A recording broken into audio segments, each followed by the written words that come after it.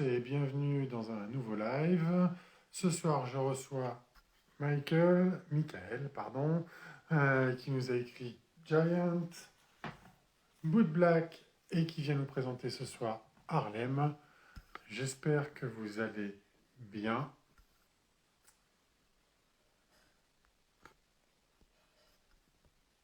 Comme tous les lives, vous pouvez les retrouver à la fin du live en replay.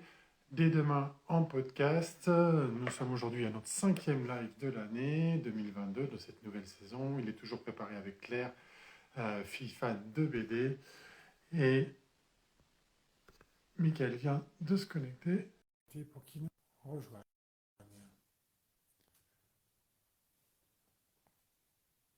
J'espère que vous avez tous du son. Salut, Salut, comment tu vas? très très bien, merci. Je suis en train Ça d'ajuster va le truc. très. Vas-y, je te laisse le temps de faire tes réglages. D'ailleurs, je vais enlever un petit peu la caméra chez moi aussi. Voilà. Est-ce que tu me vois complètement là ou Alors moi, je te vois, Ah, ok. je vois pas tout. Ok. Je vois ce que toi tu vois à l'écran en fait normalement. Donc là, c'est parfait. Je te vois très très bien. T'es bien centré. Tout se passe bien et a priori, moi, je t'entends très très bien. Bon, ben c'est parfait alors. Moi aussi, je t'entends bien. Bon, bah, impeccable. Bonjour et bienvenue. Surtout, merci de prendre du temps pour venir nous parler euh, de ta dernière sortie, Harlem, qui fait partie d'un triptyque qui a commencé avec Giant ici et Good Black. Donc merci de prendre du temps pour venir nous en parler. Je vais Bien fait. commencer par te laisser, pour ceux qui ne te connaissent pas, te laisser te présenter, nous dire depuis combien de temps tu fais de la BD, qui tu es, et voilà. Ok, ben, salut tout le monde. Donc, je suis Mickaël, l'auteur de bande dessinée. Moi, j'ai commencé dans les années 2000 à publier mon premier livre. J'ai surtout commencé en jeunesse. Des séries d'aventures. Et puis, après aussi après les aventures jeunesse, j'ai plutôt fait des contes jeunesse chez Clair de Lune. Et puis ensuite, dans les années 2012 à peu près, on m'a proposé un scénario de Thierry Lamy qui a donné la trilogie Promise chez Glénat. Et depuis 2016, donc maintenant j'ai vraiment passé, je suis plus trop de BD jeunesse là, que j'avais fait aussi pendant un temps sur des contes antillais. Mais depuis 2016, maintenant 2017, je suis sur mon cycle new-yorkais avec Giant, Good Black, puis Harlem aux éditions d'Argo. Et je suis installé au Canada, dans la ville de Québec. Voici mon atelier à Québec. On attend d'ailleurs une grosse bordée de neige pour cet après-midi, mais pour l'instant c'est couvert, mais on n'a pas encore de flocons, mais ça va venir. D'accord. Merci. T'es autodidacte ou t'as fait des études en bande dessinée ou en graphisme ou rien de tout ça et tu l'as fait, t'as appris sur le tas, t'as appris tout seul. Explique-nous un petit peu. Oui, c'est ça. J'ai fait des études dans rien à voir avec la bande dessinée. Donc, je suis complètement autodidacte. J'ai grandi dans la BD quand j'étais petit. Chez mes parents, il y avait les grands classiques Astérix, Tintin, Lucky Luke. Et puis, c'est comme ça que j'ai connu le monde de la bande dessinée. Et puis, j'ai toujours voulu en faire mon métier. Effectivement, mes études m'ont emmené sur d'autres rivages, mais très vite, en fait, dès que j'ai été diplômé, je suis revenu à la bande dessinée. J'ai constitué un premier dossier que j'ai présenté à des éditeurs. Ça m'a pris 4 ans avant d'avoir mon premier contrat. Et donc, c'était en 2000. Et puis ça, autodidacte, j'ai appris sur le tas. Au départ, en fait, j'avais vraiment c'est ça, aucune formation. Je le faisais, donc mon style était très naïf. Je le faisais avec toute la bonne volonté du monde, mais petit à petit, euh, je suis allé chercher dans des livres auprès de collègues que je rencontrais sur des salons lors de mes premiers festivals de bande dessinée. Je demandais ce qu'ils me corrigent mon travail, ce qu'ils me donnent des petits trucs et astuces. Et puis c'est ça, petit à petit, j'ai appris comme ça, vraiment, vraiment sur le tas. D'accord. D'ailleurs, en parlant de salon, il était prévu à l'origine, si je me trompe pas, que tu viennes faire une tournée en France pour Angoulême, de mémoire. Oui, c'est ça. Donc du coup, ça a été annulé. Est-ce qu'il y a une nouvelle tournée qui est prévue dans quelques temps ou pas du tout? Oui, bien sûr, avec les nouvelles dates d'Angoulême, Dargo m'a tout de suite cédulé une nouvelle tournée, programmé une nouvelle tournée en Europe pour mars, donc autour d'Angoulême. Donc je ferai quelques dates en France, puis avec le Festival d'Angoulême, et ensuite en Belgique, avant de revenir ici au Québec pour faire le lancement au Québec, car la bande dessinée sort toujours avec un décalage un mois et demi par rapport à l'Europe. Donc c'est sorti le 21 janvier en France, en Belgique et en Suisse. Et puis ici, ça sortira. On fera la sortie autour de mi-mars quand je serai de retour D'accord. de ma tournée. Juste quand tu reviendras après Angoulême, quoi. C'est ça. Euh, comment ce cycle new-yorkais a été accueilli justement là-bas? Ah, bah là-bas, ça s'est bien accueilli, ça a très bien été accueilli. Giant a bien fonctionné. Il faut savoir que la bande dessinée mainstream, comme ça, très classique, c'est pas les meilleurs vendeurs ici, hein. La bande dessinée qui se vend bien, c'est beaucoup de bande dessinée qui est faite par des auteurs québécois dans des maisons d'édition québécoises. Mais pour ce qui est de la BD, c'est ça, plus classique franco-belge. Couverture cartonnée, couleur, grand format. Ça a bien fonctionné, ça a bien été accueilli. Et puis, tout l'aspect d'immigration dont je parle dans mes livres de mon cycle new-yorkais a trouvé une résonance auprès des lecteurs d'ici. Donc, c'était une agréable surprise parce que je ne savais pas du tout à quoi m'attendre par rapport au public québécois. Et puis la BD était traduite par un éditeur new-yorkais, donc Giant est sorti en pleine pandémie en 2020. Boot Black va sortir au mois de mai. Et Giant a très bien été accueilli dans le Canada anglophone et aux États-Unis.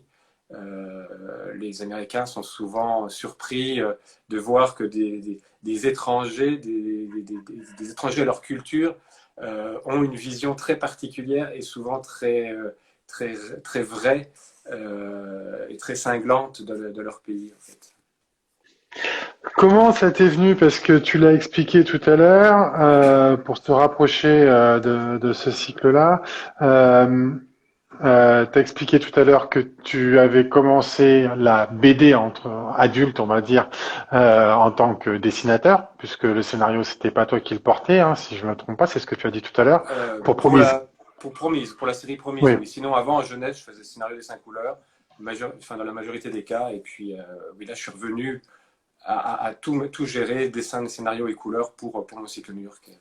d'accord. Et au fond de toi, t'es plus, tu préfères faire les deux, tu préfères être, tu aimerais être que scénariste pour quelqu'un d'autre, par exemple, ou est-ce que tu te sens plus dessinateur? Bah, moi, je suis un auteur. Ce que j'aime, c'est raconter des histoires. Donc, pour raconter au mieux une histoire, j'ai vraiment trouvé mes marques depuis le début, depuis 20 ans maintenant, en maîtrisant tout, pour que l'histoire, ça soit justement ça soit un tout et qu'il n'y ait pas. Avec Promis, ça s'est bien passé, hein, le côté travailler avec un scénariste. Mais des fois, c'est pas évident non plus travailler avec un scénariste ou travailler avec un dessinateur en tant que scénariste. Je trouve que le fait de maîtriser tout d'un bout à l'autre de l'histoire fait que quand je suis en train d'écrire mon scénario, je pense déjà à la scène, comment je vais pouvoir la tourner, entre guillemets, comment je vais pouvoir la filmer pour rendre l'émotion le mieux possible. Donc, il y a quelque chose de très organique dans ma façon de faire les histoires quand je suis au dessin, scénario et à la couleur. Et c'est ça le plus important, c'est de raconter des histoires. Donc je ne pourrais pas dire que je préfère le dessin par rapport au scénario. Ce que je préfère, c'est le découpage, c'est-à-dire que c'est transformer une histoire en narration de bande dessinée. Après, le dessin en lui-même, c'est juste, là, on met ça en forme. Hein. On essaie de faire des jolis dessins et des belles couleurs, mais la base, la fondation, c'est la narration. C'est dans la case, enfin, quelle forme de case, dans la case, comment on va cadrer nos personnages. Est-ce qu'on met du dialogue, est-ce qu'on n'en met pas, quelle intensité au niveau de l'ancrage on va donner. Et c'est ça qui est le plus plaisant. Et ça, c'est le travail d'auteur, vraiment, c'est au cœur de la création d'une bande dessinée. D'accord, bah merci pour cette explication qui est très complète. Euh, Est-ce que tu peux maintenant nous parler du projet Racine, c'est-à-dire quelles étaient tes intentions quand tu as commencé ce cycle, c'est-à-dire au début dans Giant? Est-ce que tu avais prévu autant de tomes que ce qu'il y en a aujourd'hui? Est-ce que c'était déjà tout prévu dans ta tête ou est-ce que entre Giant et maintenant Harlem, il y a eu des choses qui ont changé, des choses qui n'étaient pas prévues que tu as rajoutées? Explique-nous. Oui, bah, en fait, le cycle new-yorkais, il est parti de mon envie de dessiner la ville de New York, tout simplement. J'avais déjà un autre scénario sur New York qui se passait plutôt à la fin du 19e, mais j'arrivais pas à bien le tourner. Enfin, j'arrivais pas à trouver la bonne porte d'entrée, la bonne structure d'histoire à raconter. Et puis, mais j'avais vraiment l'envie de dessiner New York. Et puis, en fait, je suis retombé sur la célèbre photo des 11 ouvriers qui lunchent, les pieds dans le vide, au 69e étage. Ouais. Oui, voilà, inspiré de ça. Au 69e étage du Rockefeller Center qui était en construction en 1932. Et puis, bah, c'était ma porte d'entrée. Je dis, bah, OK, bah, voilà ce que je vais faire comme ma première histoire. Je vais raconter les bâtisseurs de New York. Et moi-même étant immigrant français, je suis né en France, mais j'habitais aux Antilles, puis maintenant je suis installé en Amérique du Nord, au Canada. Je voulais parler de l'immigration. Ma conjointe aussi, elle, d'origine portugaise, ses grands-parents ont quitté le Portugal pour arriver en France. Donc, il y a l'immigration, bah, enfin, ça me parle beaucoup. Donc, je voulais montrer que ceux qui construisent les villes, eh ben, ce sont les petites gens, Les immigrés. ce sont les immigrants. En France, on a connu ça avec plusieurs vagues successives d'immigration qui venaient d'Espagne, qui venaient du Portugal, ensuite qui venaient de Pologne, etc. Donc, j'avais envie de parler de ça. Et puis, c'est parti de là. Mais je me souviens très bien que quand j'étais dans le TGV pour aller rencontrer mon éditeur à Bruxelles, j'avais déjà en tête d'autres histoires qui tourneraient autour de New York, toujours avec des immigrants. J'avais notamment cette histoire d'un fils d'immigrant allemand qui se retrouverait dans l'uniforme. Ça, c'est bout de blague, ça. Je suis en train de chercher de quel côté je l'avais mis en fait. C'est ça. Pardon. Et bien donc, Giant n'était même pas signé, on était en 2015. J'allais juste présenter le dossier de Giant à Ischlirf, chez Dargaud, au studio au bureau de Bruxelles. Et j'avais déjà dans le TGV, c'est ça, commencé à mettre deux, trois lignes pour une deuxième histoire d'un ouvrier allemand, d'un immigrant allemand pardon, d'origine allemande, et qui, cette fois-ci, c'est ça, dans un uniforme américain, serait allé combattre ses ancêtres pendant la Deuxième Guerre mondiale. Je trouvais qu'il y avait un côté intéressant de retour aux sources, de retour aux racines. Et puis, quant à la troisième histoire, j'avais plusieurs pistes, mais la communauté afro-américaine est importante pour moi parce que j'ai vraiment, c'est ce que j'expliquais dans d'autres entrevues, c'est que moi j'ai grandi avec des séries comme Arnold et Willy ou même la série animée les Jackson 5 ou les Harlem Globetrotters.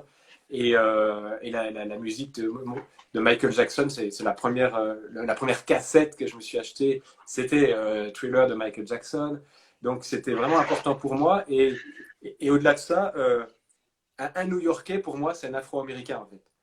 Je sépare vraiment, il y a les États-Unis qui sont plutôt les États-Unis de la conquête de l'Ouest, la conquête spatiale qui est plutôt une États-Unis blanche. Et New York, pour moi, le New-Yorkais type, ça a toujours été un Afro-Américain que j'ai découvert après aussi quand j'étais plus jeune, plus ado, avec l'arrivée du hip-hop, ce qu'on appelait le Smurf à l'époque. Là, on voyait ces grands Afro-Américains avec des chaînes hi-fi qu'on voyait ça à Harlem, à New York, avec chaîne hi-fi sur l'épaule et qui dansaient du breakdance. Et bref, tout ça, ça fait partie de mon enfance et j'ai vraiment. C'est pour ça que ça allait de soi que pour ma troisième histoire, je me lance sur la communauté afro-américaine. Alors, toujours pour rester dans mon cycle new-yorkais, toujours dans les années 30. par rapport à un mouvement, par rapport au mouvement de la Harlem Renaissance, qui est un mouvement culturel dans toutes les formes d'art, qui est né après la Première Guerre mondiale, qui a commencé avec le jazz qu'on a découvert en Europe, et qui ensuite, par la littérature, la dramaturgie, le théâtre, ça, le cinéma, la photographie, la sculpture, la culture afro-américaine a été connue dans le monde entier grâce à ça. Et c'est de ça dont je voulais parler. Mais en fait, Harlem, finalement, ne parle pas trop de ça, puisque entre-temps, j'ai découvert le personnage de Stéphanie Sinclair, et qui était pas très connu à l'époque. Quand je l'ai découvert en 2018, il y avait eu le roman de Raphaël Confiant, qui était sorti en 2015, et puis un autre roman biographie de Charles Stewart, qui était sorti en 2014 aux États-Unis. Et puis elle apparaissait aussi dans 2 films, dans Hoodlum, sorti dans les années 90, et puis dans le fameux film Cotton Club, dans les années 80. Et bref, donc ce personnage n'était pas très connu, puis il était plus grand que nature, et je pouvais pas.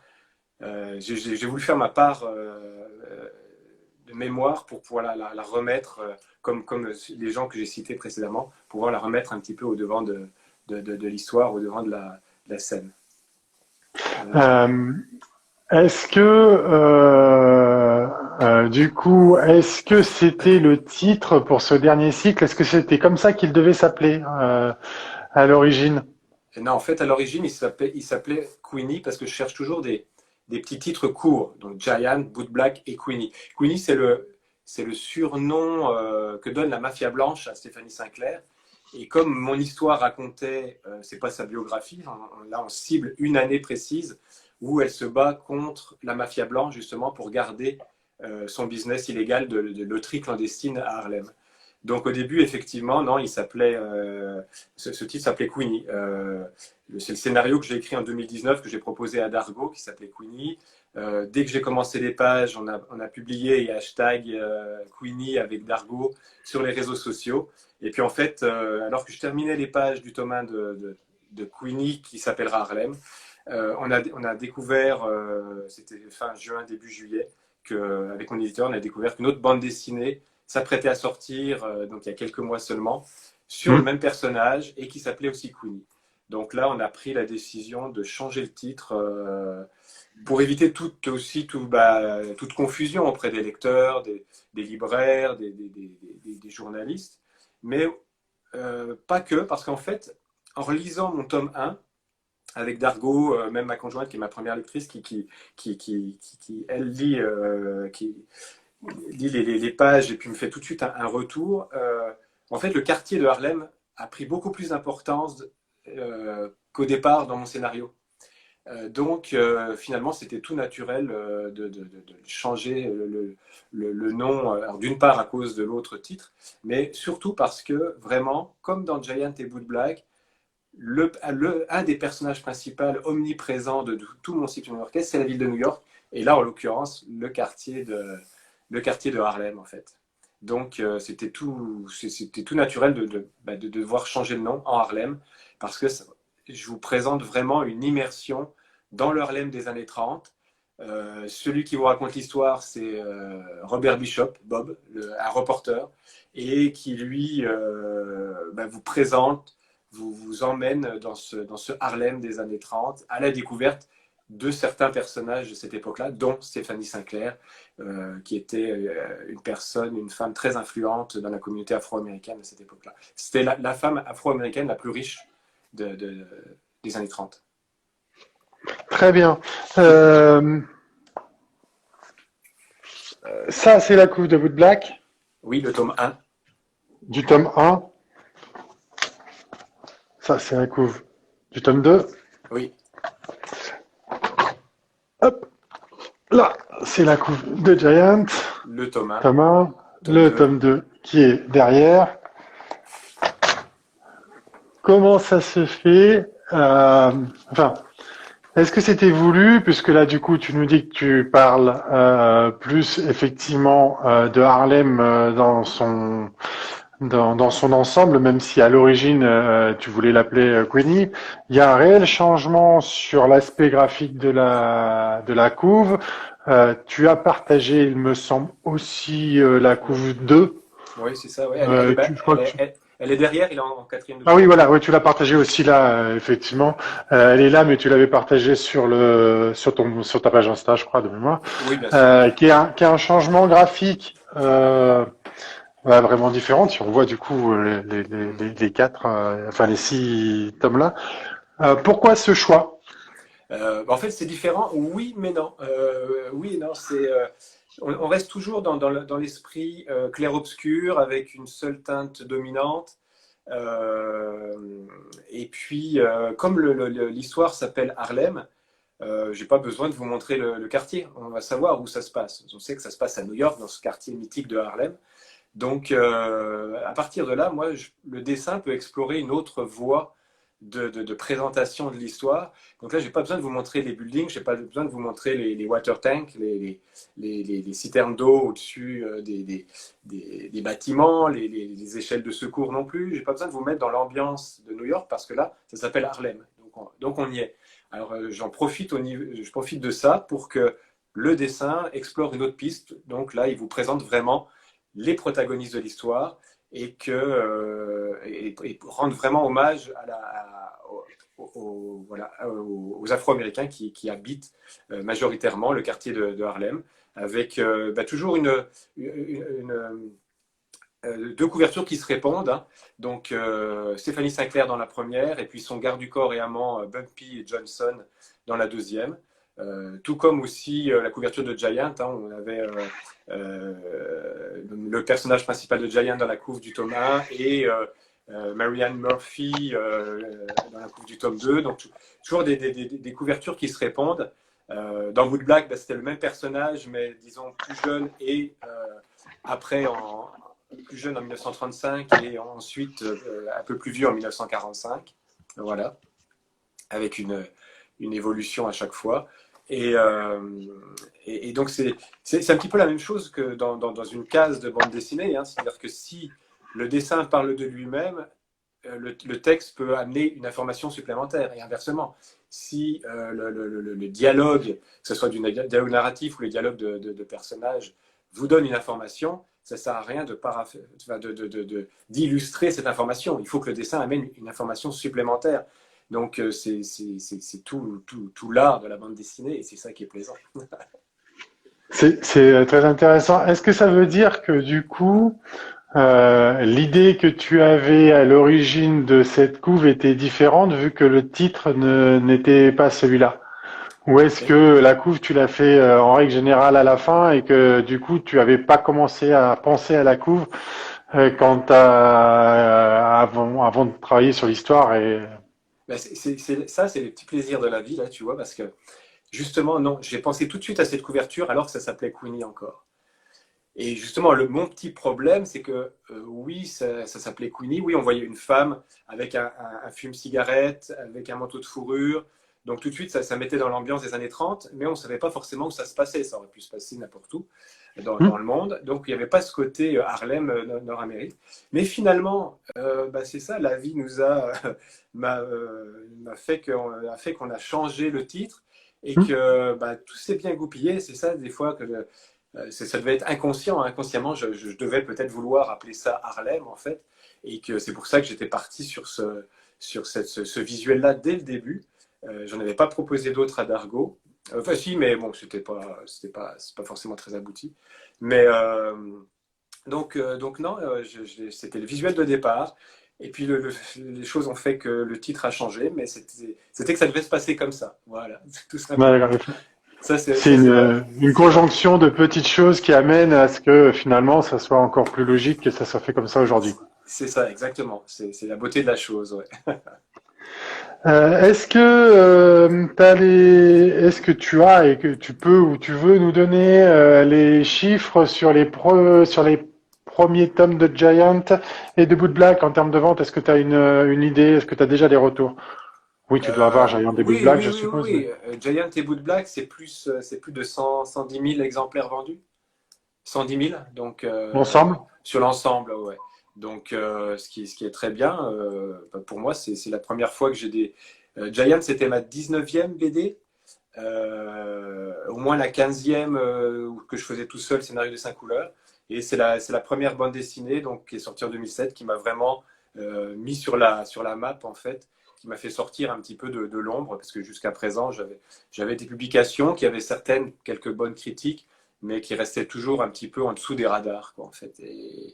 Et Giant a vraiment été la bande dessinée qui a fait que je peux montrer maintenant à un plus grand nombre mon travail. Et il y a des gens qui apprécient ma façon de raconter des histoires et qui me suivent. Et justement, les ventes sont encourageantes pour ça. Donc je continue.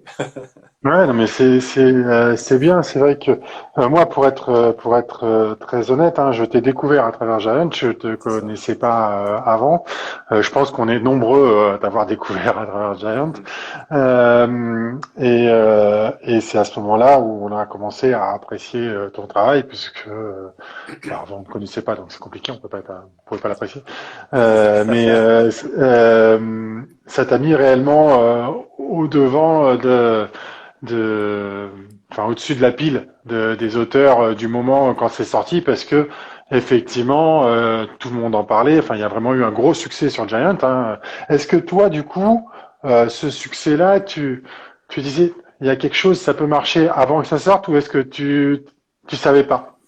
Est-ce que tu Euh, ressentais les choses, ce que je veux dire? oui, ouais, un petit peu dans le sens où déjà Giant, c'est l'aboutissement donc de 15 ans de travail avant. Donc, comme je suis autodidacte, ça a pris plus de temps que d'autres qui peuvent l'apprendre en école ou d'autres qui sont... Il y a des auteurs qui ils ont 20 ans et ils sont déjà prêts. Moi, j'ai eu besoin de plus de temps pour apprendre le métier, pour comprendre la grammaire de la bande dessinée, son vocabulaire. Donc, Giant, c'était l'aboutissement de tout ça, aussi bien du côté scénario, narration, que du côté graphique. Et puis, quand j'ai envoyé mes dossiers comme ça, un petit peu à droite, à gauche, j'ai envoyé quasiment à tous les éditeurs. J'en ai quand même tout de suite 4 qui m'ont cédulé des rendez-vous pour qu'on en parle, quoi.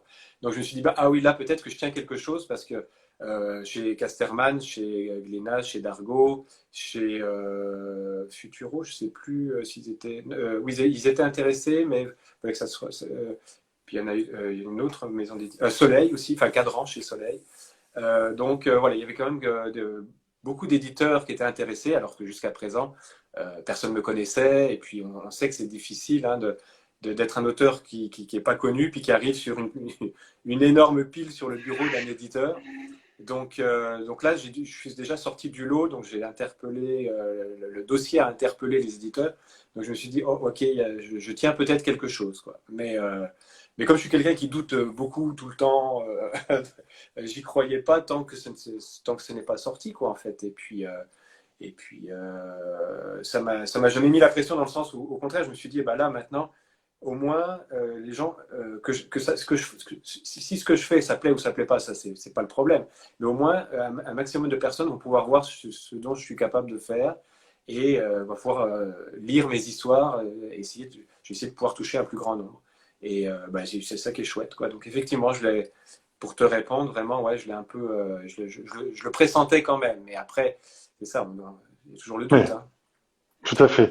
Je continuerai sur cette question-là, mais tout à l'heure, puisqu'il y a la voix off qui a posé une question un peu plus haut, est-il prévu des parallèles au niveau des personnages entre les différents albums?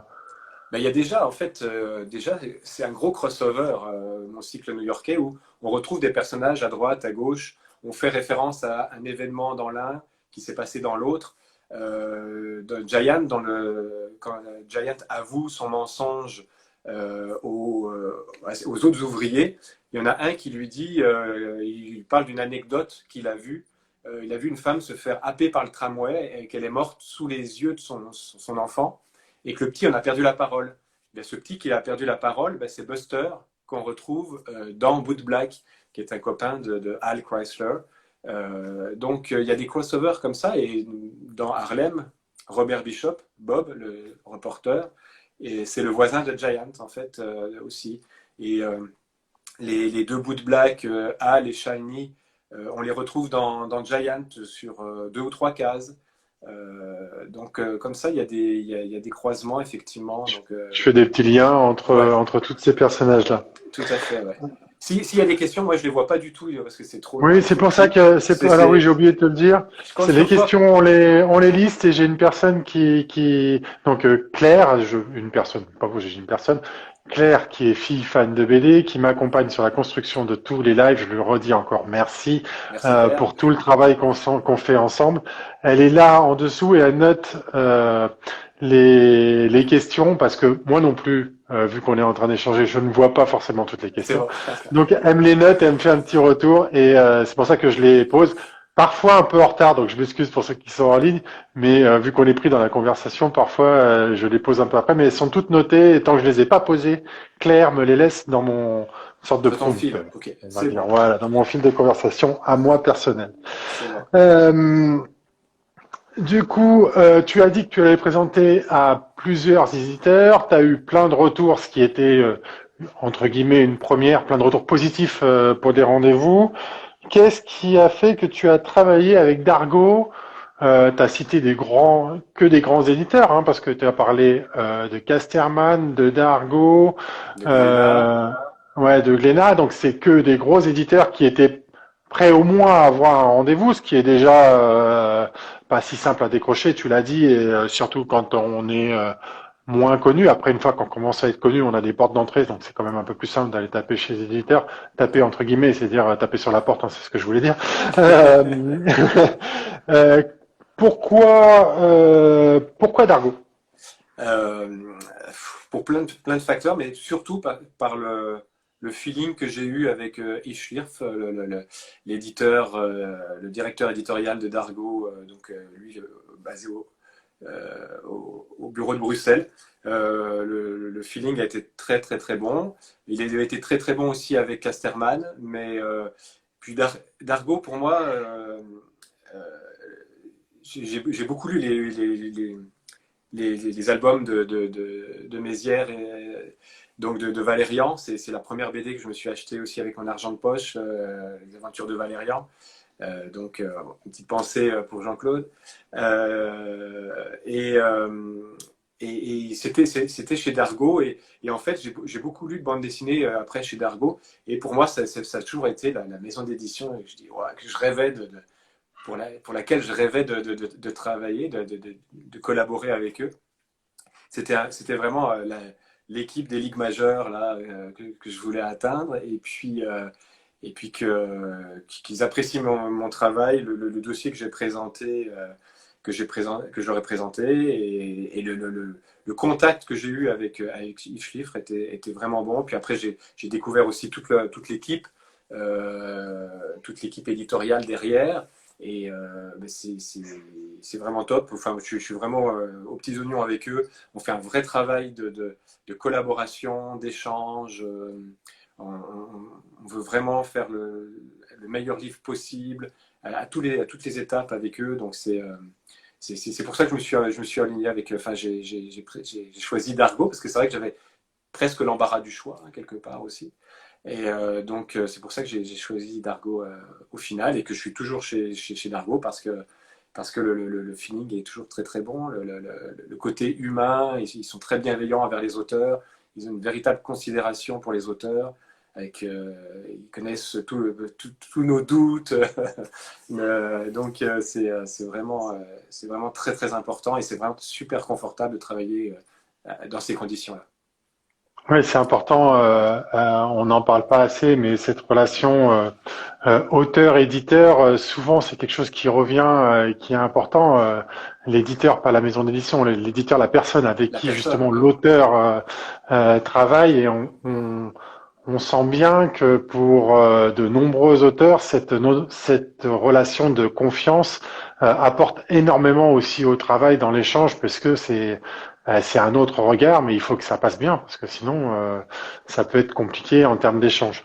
Euh, Donc du coup, tu travailles tu as présenté le projet Giant, Boot Black, tu l'avais un petit peu dans la tête. Est-ce que Giant, quand tu l'as présenté, c'était déjà sur 2 tomes, ou est-ce que toi, dans ta tête, tu envisageais quelque chose de plus conséquent, un seul tome qui raconte toute l'histoire d'un seul coup? Comment ça s'est fait, ou est-ce que c'est une discussion justement avec l'éditeur qui t'a dit bah ça serait peut-être mieux en diptyque et à chaque fois. Oui, c'est ça. Moi, j'avais plutôt écrit une histoire complète qui se tenait entre 110 et 120 pages. Et puis, c'est en discutant avec Yves Schlierf que lui m'a proposé de le faire en diptyque pour différentes raisons. Et puis, donc, j'ai réécrit un peu mon scénario pour que ça rentre dans l'esprit diptyque. C'était d'ailleurs le premier. Non, j'avais déjà écrit un diptyque chez Claire de Lune, Rapa Nui, mais un diptyque que je dessinais, c'était vraiment le premier. Donc, il a fallu que je m'adapte un petit peu à cette consigne éditoriale-là, avec 2 fois 54 planches. C'est pas 2 fois 62, c'est vraiment 2 fois 54. Donc, il fallait que je fasse tenir mon histoire là-dedans. Donc, j'ai eu un petit travail de redécoupage et de scénarisation à faire. Mais c'est vraiment un travail, c'est ça, de discussion avec lui. Il m'a donné ses arguments et puis je trouvais que ça avait bien du sens, en tout cas. Pour moi, comme ça, qui commençait, de commencer par un diptyque, c'était vraiment parfait. Oui, et puis ça oblige quand même au diptyque de réécrire, parce qu'à la fin du 1, il faut quand même que tu amènes une sorte d'envie pour que le Ouais, lecteur, enfin, que tu appes le lecteur à la fin du 1 pour il ouais. attende avec impatience, comme à chaque fois qu'on lit des diptyques ou des triptyques, on attend avec impatience le tome d'après. C'est ça. Donc ça, c'est quelque chose que tu es obligé de réécrire effectivement quand tu écris un diptyque par rapport à un Ouais. tome complet où tu fais un déroulé différent. Lino Gravure a posé la question. Alors du coup, ça va aussi dans une autre question, mais c'est très très bien. Est-ce qu'il y a un diptyque qui pourrait être fait sur d'autres parties? Lui, il a parlé de Broadway, mais sur d'autres parties de New York. Ah, ben, de toute façon, à chaque fois, ça se passe dans un quartier de New York différent, effectivement. Ouais. Giant, on était dans le Lower East Side pour la partie où habitaient Giant et les ouvriers. Et puis Hum, sinon, après, il montait dans le Midtown, donc autour de la 49e rue, pour construire le Rockefeller Center. Boot Black, là, on est plus vraiment le quartier du Fulton Market, donc au pied du Brooklyn Bridge, côté hum. Manhattan, et donc quartier du marché aux poissons, parce que je voulais rappeler, je voulais montrer un côté très portuaire de New York, qui est en fait à la base un immense port. Donc on voit toute l'activité portuaire des barges qui font sans cesse des allers-retours entre Brooklyn et puis Manhattan, ou le New Jersey et puis Manhattan. Et dans Harlem, eh ben, c'est le quartier nord de Manhattan, la partie nord, donc au nord de la 110e rue, juste après, à la limite de Central Park, et c'est Harlem. Donc effectivement, après, je peux très bien faire quelque chose qui se passe dans le West Side, ou carrément dans le Queens ou le Bronx, ou Brooklyn même. Donc, Aujourd'hui, c'est pas quelque chose que tu t'interdis. Tu t'es pas dit, je suis non. allé au bout de ce que je voulais raconter sur New York. C'est pas. C'est pas, voilà, à un moment, on peut aussi se dire, bon, voilà, j'ai fini Un cycle, ouais. un cycle, je veux passer à autre chose. Dans quel état Ouais, es-tu par rapport à ça aujourd'hui? Alors, ça veut pas dire que demain tu pourrais pas le faire. ouais. Par rapport à ce cycle-là, comment tu le vis, tu le sens, tu le ressens? Là, je suis en réflexion un peu. On en a parlé avec donc mon éditeur, et puis maintenant j'ai 2 éditeurs chez Dargo, puisque l'ancienne assistante de Yves Schliff est passée elle-même éditrice, donc Valérie Boniste. Donc on en discute avec Valérie Boniste et Yves Schliff en ce moment, depuis quelques mois même, sur l'après, après Harlem. Donc là, enfin, eux comme moi, on est un petit peu en réflexion. Et je sais pas, j'ai d'autres histoires sur New York, hein. J'ai 2 synopsis qui sont déjà validés par l'éditeur, hein. Mais je voudrais pas faire l'histoire de trop. Ou alors peut-être que est-ce que je vais enchaîner tout de suite avec une 4e histoire, ou faire une pause. Donc pour l'instant, je m'enligne à faire une pause en faisant un roman graphique, donc une histoire complète, dans un autre univers, quoique ça va se passer en Amérique du Nord quand même. Mais il y a peut-être quelques scènes qui vont se passer à New York, parce que ça, mais ça ne va pas rentrer dans ce cycle-là, ça n'a rien à voir. Mais bon, bref, voilà, je suis en réflexion et je devrais. Ça s'enligne pour que je fasse. Pour l'instant, on va rester sur une trilogie, ma trilogie new-yorkaise, et on verra d'ici quelques temps, après mon roman graphique, si je reviens à ça ou pas.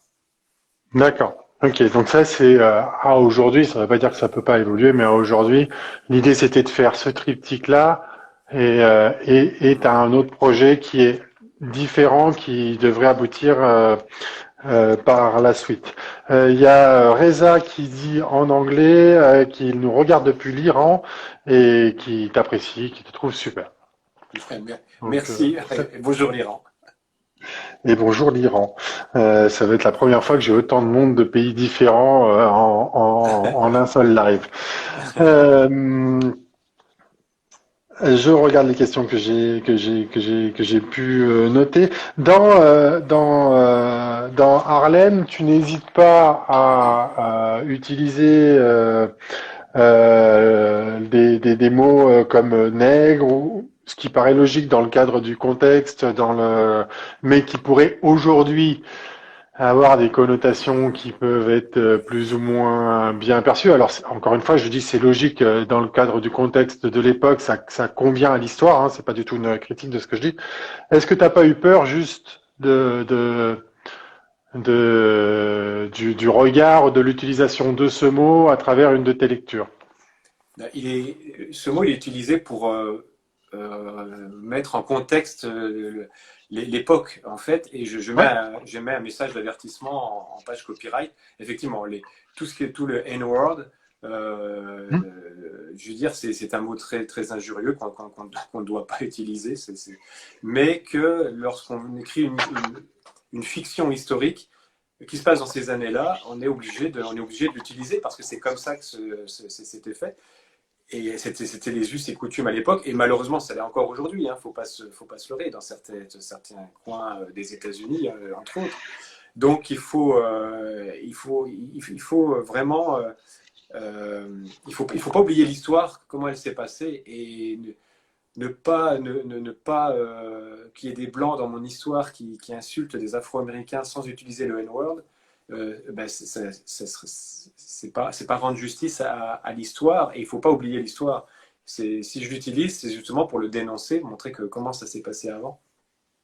Et on ne peut pas faire malheureusement autrement. Si on regarde des films comme de Tarantino ou la série HBO sur justement Bumpy Johnson, qui est une série qui se passe dans les années 50 sur le Bumpy Johnson de Stephanie Sinclair. Stephanie Sinclair n'est plus du tout dans le décor, mais c'est une série qui est sortie l'année dernière sur HBO, jouée par Forest Whitaker, qui joue le rôle de Bumpy.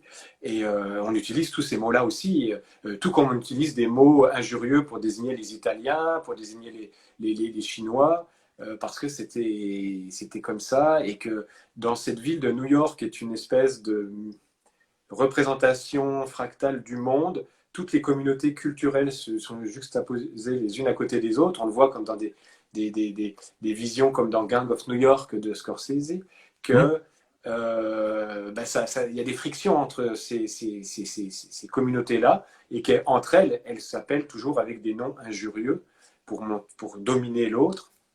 Et, euh, et donc tout ça pour répondre, oui, effectivement, le N-word, hein, j'étais le mot qui commence par un N, j'étais obligé de l'intégrer dans mon histoire parce que il faut un côté vraisemblable aussi, même bien que ce soit une fiction.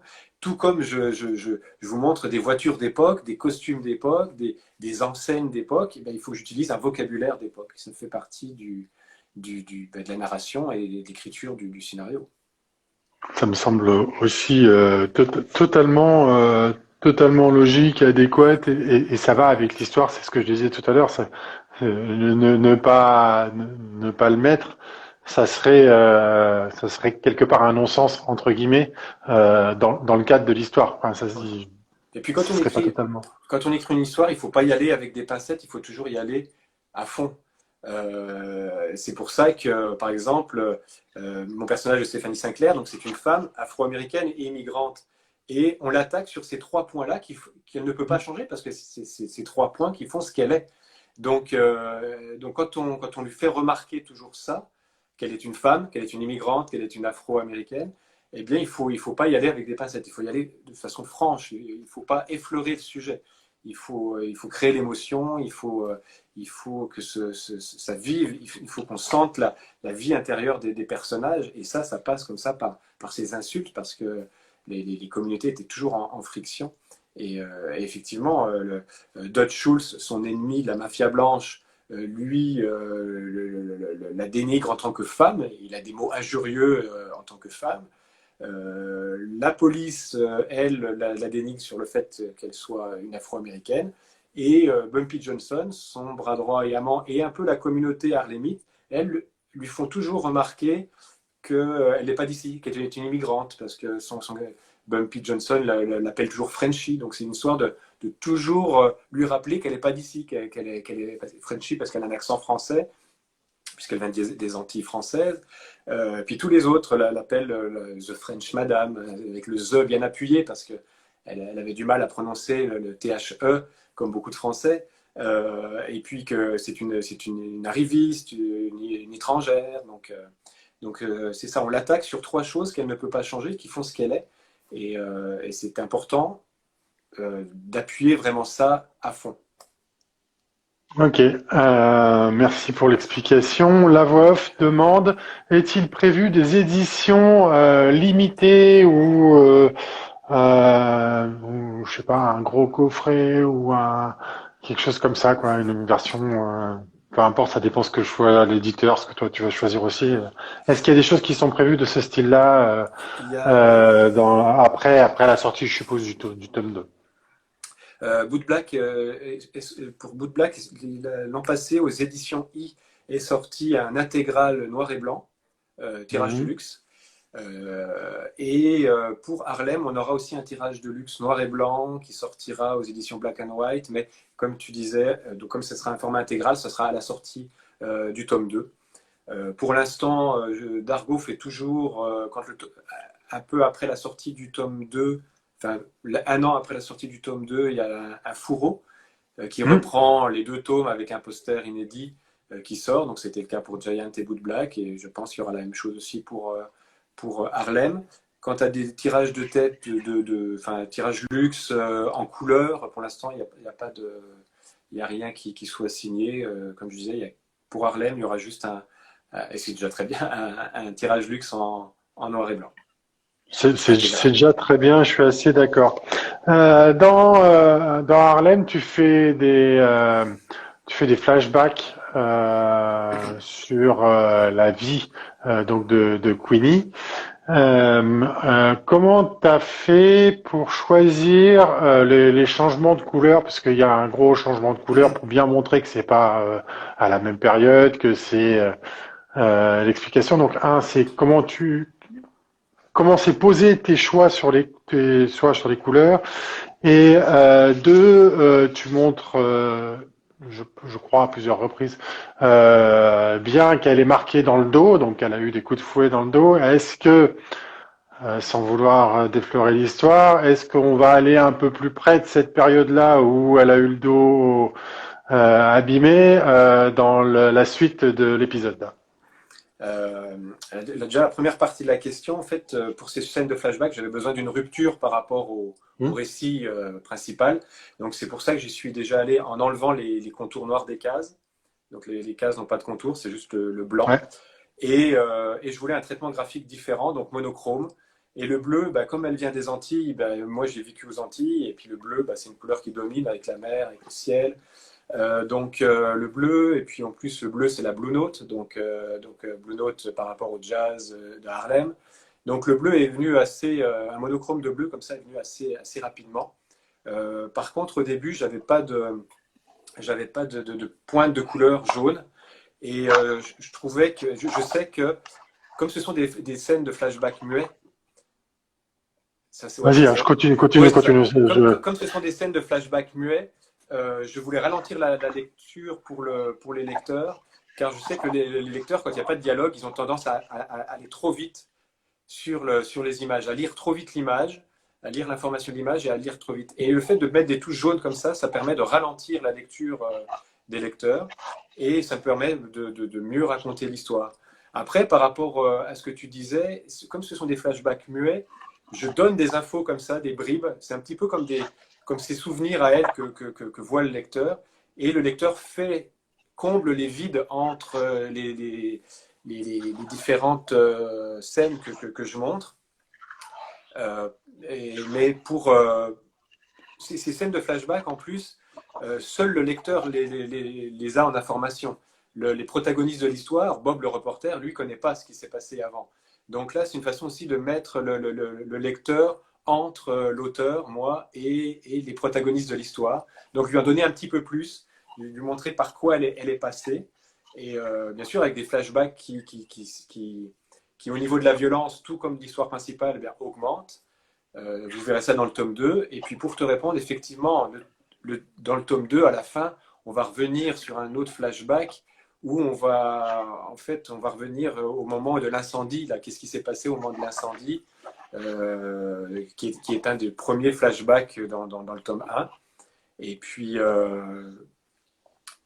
on va comprendre ainsi comment elle s'est fabriquée, pourquoi, et comment elle s'est fabriquée un petit peu cette carapace, cette armure de protection de Madame Queen, parce que Madame Queen, donc c'est aussi un de ses surnoms, comme Queenie. Son vrai nom, c'est Stéphanie Sinclair, mais elle s'est fabriquée ce personnage de Madame Queen, froide, distante, intransigeante, pour pouvoir exister justement dans ce monde d'hommes blancs, alors qu'elle est une femme afro-américaine et immigrante. Donc, ça va effectivement informer le lecteur de comment elle est venue à briser ses chaînes, quelque part. C'est aussi quelque part pour se protéger. Enfin, comme tu l'as dit, c'est un masque. Elle se montre comme ça. Tu la montres plusieurs fois, enfin pas plusieurs fois, mais tu la montres aussi à des moments où on a l'impression qu'elle enlève ce masque, notamment quand elle va danser avec ses amis ou quand elle se retrouve avec ses amis femmes. Globalement, on sent qu'elle retire ce côté froid. On est plus on a l'impression de plus l'approcher finalement. Et ça lui donne de l'humanité qu'on n'aurait pas s'il n'y avait pas ces scènes-là dans le livre, puisqu'on la verrait toujours, comme tu dis, avec cet aspect froid. Tu l'as dit tout à l'heure, tu parles beaucoup, enfin finalement on parle beaucoup de la ville et de Harlem. Tu as un cahier graphique à la fin qui montre tout un tas de choses sur Harlem. Est-ce que c'est des dessins que tu as fait toi sur place ou est-ce que tu as fait ça par rapport à des banques d'images que tu as regardées, que tu as trouvées pour essayer de trouver le juste milieu par rapport entre ce qu'est la ville aujourd'hui et ce qu'était la ville à l'époque?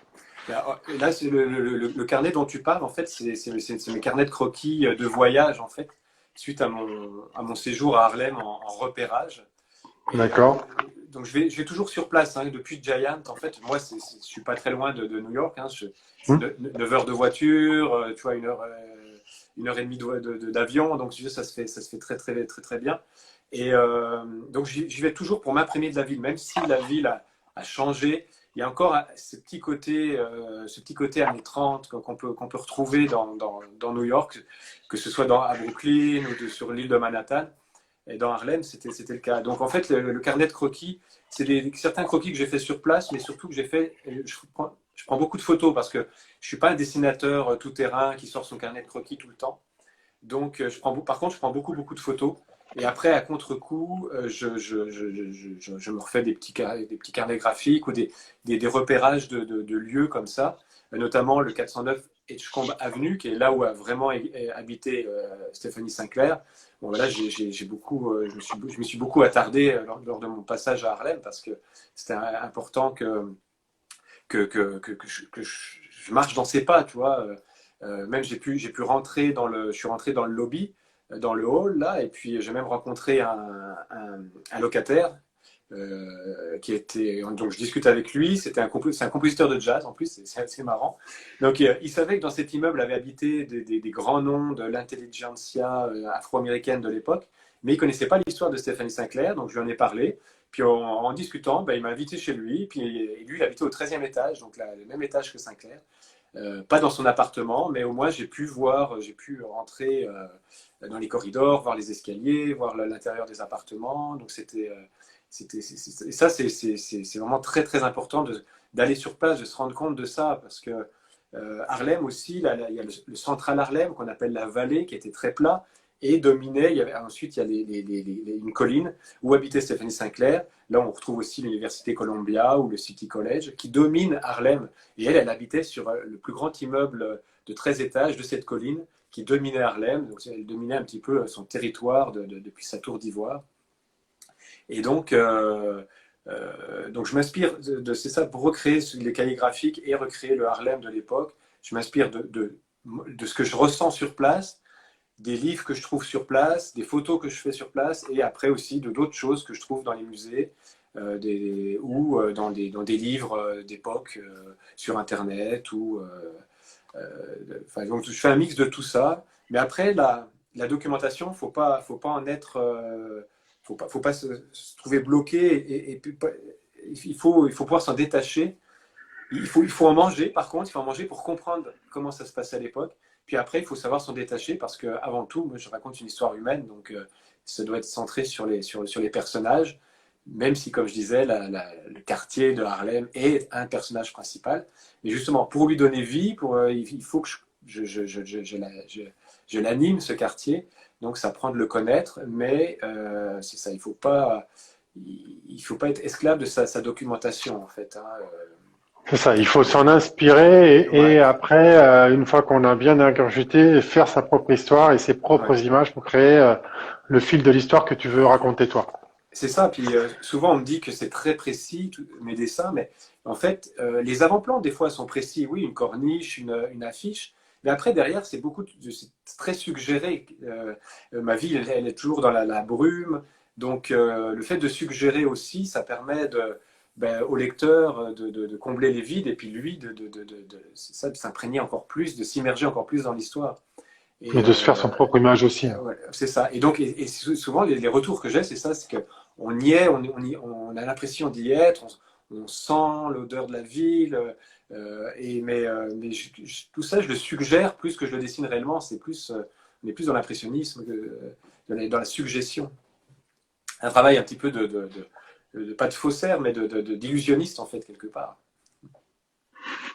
Ben, c'est réussi puisque les gens le ressentent comme ça et ont l'impression de vraiment d'y être. Et effectivement, c'est ce qu'on ressent depuis le tout début. Hein, sur Giant, c'était aussi déjà le cas, et c'est totalement le cas pour Harlem, effectivement. Ah, Et tant pour mieux, tes merci. personnages, du coup, comment tu fais pour tes personnages pour te dire, bah voilà, celui-là, il va ressembler un peu plus à ça. Par exemple, si on prend Queenie, pour qui tu t'es inspiré? Euh, est-ce que c'est par rapport à des images d'origine ou est-ce que tu avais une autrice, une actrice Oui, qui t'a ben, inspiré? là c'est la première fois que je travaille vraiment avec des personnages historiques. Donc, il faut que je vois un petit peu leur visage. Mais malheureusement, sur Stéphanie Sinclair, il n'y a pas grand-chose au niveau historique. On a évoqué l'autre bande dessinée qui s'appelait Queenie tout à l'heure. Je veux dire, ils se sont basés, on peut se baser sur rien. Il y a très très peu de témoignages. Donc ça reste un roman qui ressemble à une biographie, mais c'est un roman. Tout comme le livre de Raphaël Confiant, c'est un roman aussi sorti en 2015. Et donc, on doit se baser sur les photos. Même la couverture du livre de Raphaël Confiant, moi, je suis sûr que c'est pas elle qui est sur la couverture, parce que j'ai trouvé d'autres photos où elle a été prise au poste de police après avoir tiré sur son mari, plutôt dans la fin des années 30.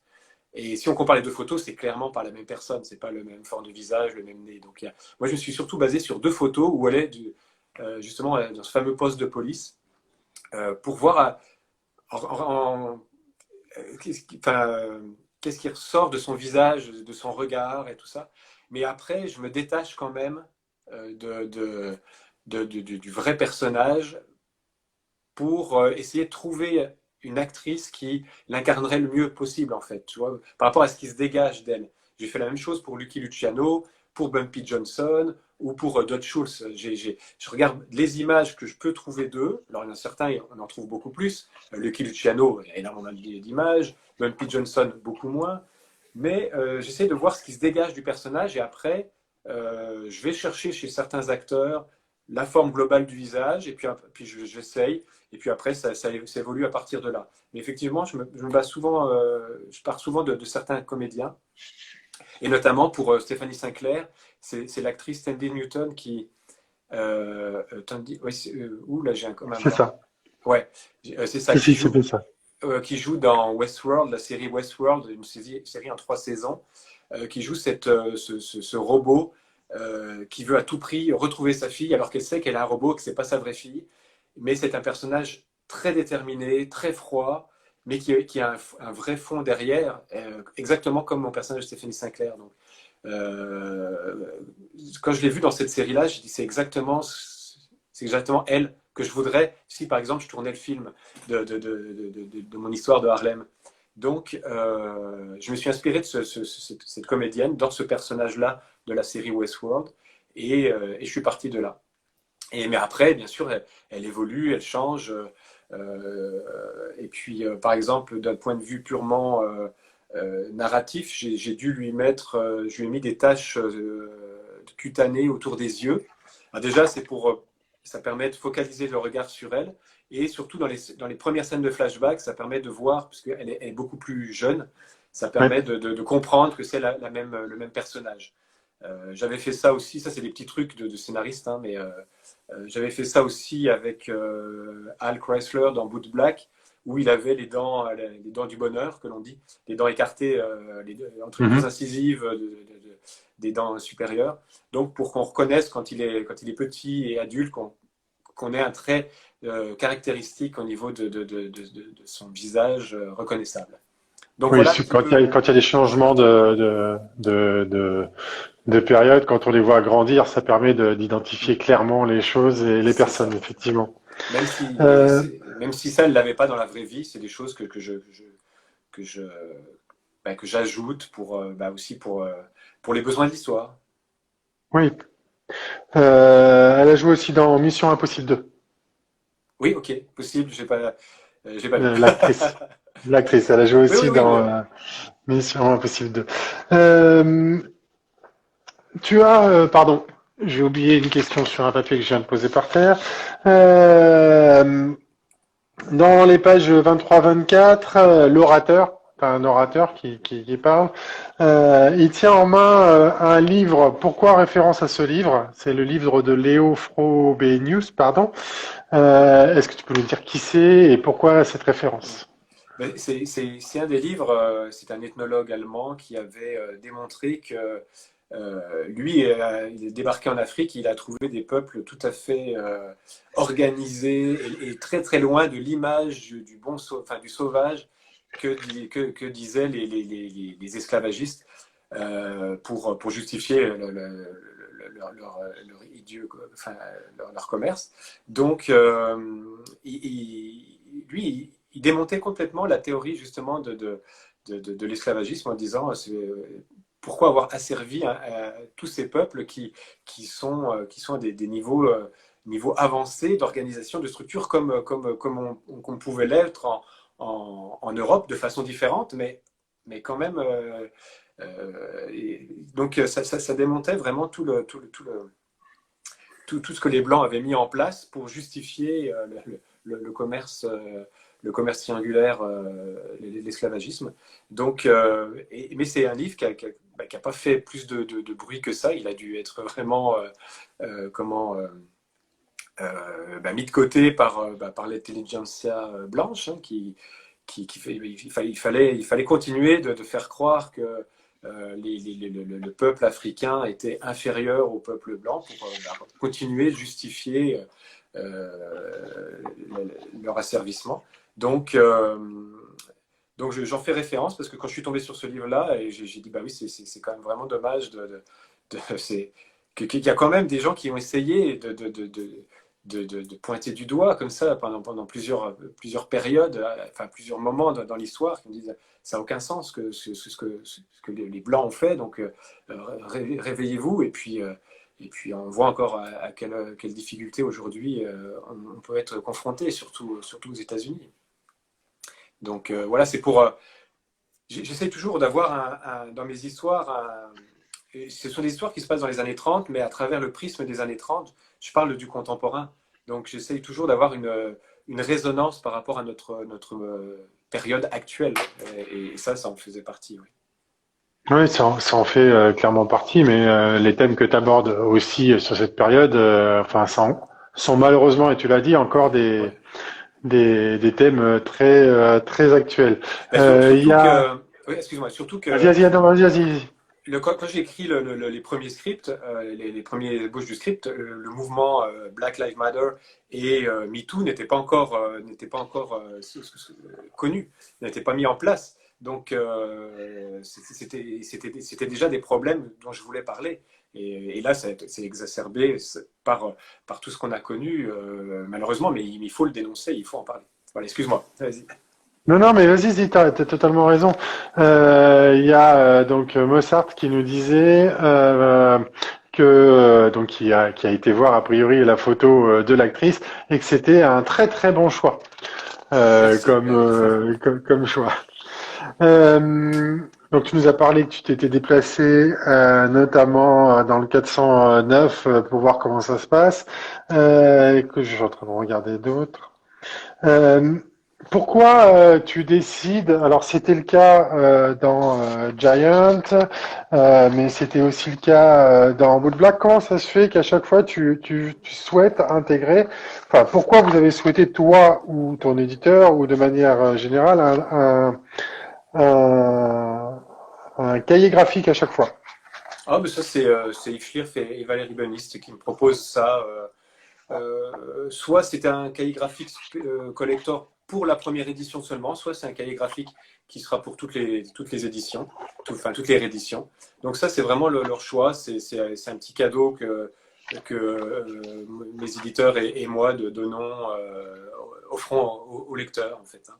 C'est pas plus D'accord. compliqué que ça, oui. Pas plus que, ouais, c'est un choix pour, c'est un plus que vous apportez en plus de la lecture, Ouais. et effectivement, ça donne de très belles choses. Euh, Pardon. Donc la couve du 2, on en a parlé. Le fait que cet album, tu l'as expliqué, l'album de Queenie dont on parlait tout à l'heure, le fait d'apprendre que cet album arrive, est-ce que ça t'a pas fait quelque part peur ou inquiété ou quand il est sorti, est-ce que tu as été voir si ce qui allait dedans, ce qui a été écrit dedans, ça allait pas venir, je sais pas, en confrontation ou enfin voilà. Est-ce que tu t'es Ouais. posé ce genre de questions ou pas du tout? Tu t'es dit non, bah voilà, c'est le jeu. Ben, Entre guillemets. justement, pendant tout le temps que je dessinais, je me suis dit, j'étais allé faire moi des recherches pour savoir si déjà il y avait. Donc je connais les romans dont j'ai parlé, il y a deux, trois films où on la voit. Moi j'étais allé voir s'il y avait d'autres publications en bande dessinée ou en roman. Et il n'y en avait pas d'autres. Hein. J'ai fait sur des moteurs de recherche et j'ai rien trouvé de ça. Il y a un roman qui s'appelle Queenie, mais qui n'a rien à voir, de Candice Mhm. Cartier-Williams, qui est un roman contemporain, qui se passe en Angleterre en plus. Donc, ouais. Donc il n'y avait rien de tout ça. Donc je me suis dit, bah ok, super. J'avais trouvé des infos comme quoi il y avait peut-être une série en préparation, mais c'était un post qui devait dater de 2017. Et depuis, il n'y avait rien eu, donc c'était mort. Donc je me dis, ok, super, mais j'avais qu'une crainte, effectivement, c'était qu'il y ait quelque chose qui sorte juste avant. Puis comme ça, puis que moi, après, j'arrivais après. Imagine qu'il y a un film ou une série. On me dit, bah oui, ok. Parce que j'ai beaucoup hésité, je fais une petite parenthèse, avec le personnage de C.J. Walker aussi. Et C.J. Walker, il y a HBO qui l'an passé lui a consacré, non, Netflix qui lui a consacré une mini-série de 4 épisodes. Donc, tu vois, imagine que si j'étais parti sur C.J. Walker, il y a la série qui tombe là. Après, tu arrives derrière. Voilà, parce que l'histoire que je raconte, c'est globalement l'histoire qu'on connaît un petit peu. Et moi, je focalise sur une période des années 30 où la mafia blanche sentant la fin de la prohibition arriver. Eux, la mafia blanche, ils tenaient l'alcool dans les bars clandestins. Et la mafia afro-américaine tenait la loterie clandestine. C'était chacun son business. Et moi, je me focalise sur cette période où la mafia blanche, sentant la fin de la prohibition arriver, veut s'accaparer aussi le business de la mafia afro-américaine. Donc, si on raconte l'histoire de Stephanie Sinclair, forcément, ça va être les mêmes choses. Ça va être les combats contre Dutch Schultz. Il va y avoir des points comme ça en commun. Même si moi, comme je dis, je me suis rabattu sur une courte période. Puis surtout ces flashbacks, je me suis un peu inspiré des autres livres que j'ai lus. Et puis après, j'ai des choses que j'ai complètement romancées aussi, mais pour lui donner corps. Et puis, parce qu'il y avait de grandes chances que ça se soit passé comme ça aussi par rapport à ce qu'elle a vécu. Et donc, vous voyez quoi, et d'ailleurs, quand j'étais à New York en octobre 2019, j'ai vu justement les grandes affiches de la série HBO avec Forest Whitaker. C'était Godfather of Harlem. Et je suis tout de suite allé chercher sur Internet ce que c'était. Et c'était sur Bumpy Johnson. Je dis, oh non, c'est pas vrai. Bumpy Johnson, qui était un de mes personnages aussi. Et quand je l'ai vu que c'était dans les années 50, donc là, Stéphanie Sinclair, elle s'était rangée, elle n'était plus dans le portrait, je me suis dit, ouf, ok, ça va.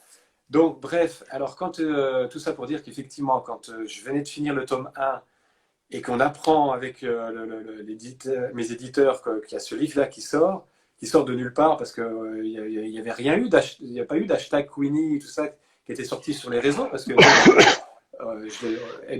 ça nous a fait bizarre, quoi. On s'est dit, Et puis après, l'éditeur m'a dit, écoute, moi j'ai vu des pages, parce qu'en fait, c'est le même groupe.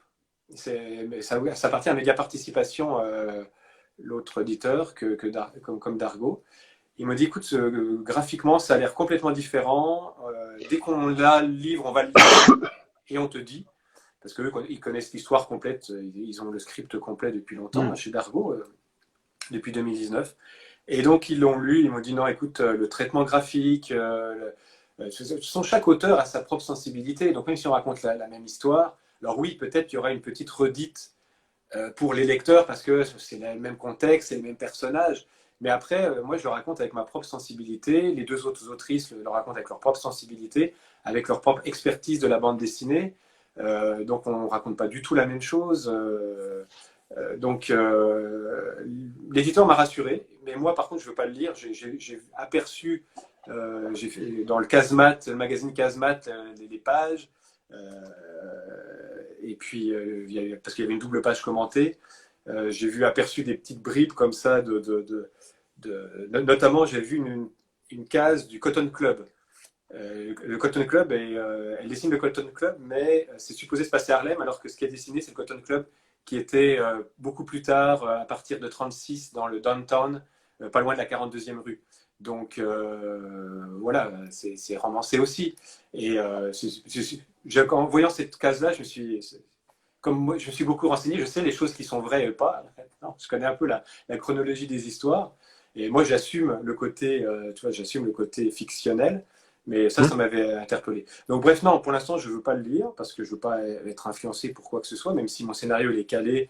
Puis là, il me reste 2/3 du tome 2 à finir en dessin.